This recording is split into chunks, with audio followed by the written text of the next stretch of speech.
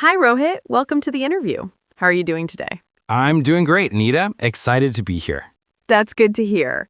Let's start with some basic Node.js questions. So, Rohit, can you tell me what exactly is Node.js? Sure, Node.js is a JavaScript runtime environment built on Google's V8 engine. It allows us to run JavaScript outside of the browser, mainly on the server side. Why do you think Node.js has become so popular for backend development? Because it's fast, event-driven, and non-blocking, it allows developers to use the same language, JavaScript, for both front-end and back-end. It's also lightweight and efficient for real-time applications like chat apps or APIs. Is Node.js single-threaded or multi-threaded? Node.js runs on a single thread, but it handles multiple requests asynchronously using the event loop. That's why it can manage many connections at once without creating new threads for each one. Good. Then explain what the event loop is in Node.js. The event loop is the core mechanism that handles asynchronous operations.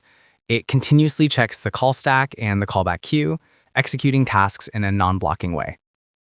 What are callbacks in Node.js? A callback is a function that's passed as an argument to another function and gets executed after some operation is completed, usually asynchronously. Tell me, what is NPM and why do we use package.json? NPM stands for Node Package Manager. It's used to install and manage libraries or dependencies in a Node.js project. The package.json file keeps track of all those dependencies and basic project info. What are modules in Node.js? Modules are reusable blocks of code that can be imported or exported between files. Node.js has built-in modules like FS, HTTP, and Path.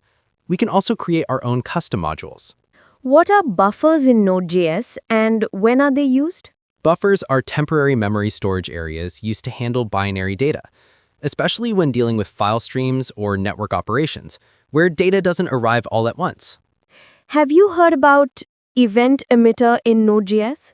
Yes, it's a class in Node.js that allows us to handle custom events. We can emit and listen to events using it. For example, it's used internally in streams and sockets. How do you handle errors in Node.js applications?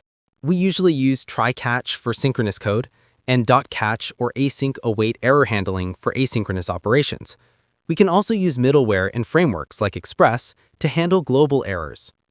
Can you explain what streams are in Node.js? Streams are objects that let you read or write data continuously instead of loading it all at once. For example, reading a large file using fs.createReadStream improves performance.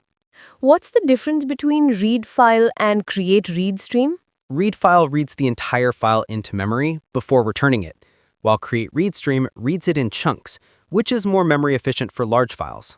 My final question. Why should a company choose Node.js for backend development? Node.js is great for building scalable, real-time, and high-performance apps. It's lightweight, supports fast I/O operations, and allows using JavaScript across the full stack. Well said, Rohit. That wraps up the base level round. You've done a great job explaining the concepts clearly. Thank you, Anita. It was a pleasure speaking with you. Please like and subscribe. Thanks for watching.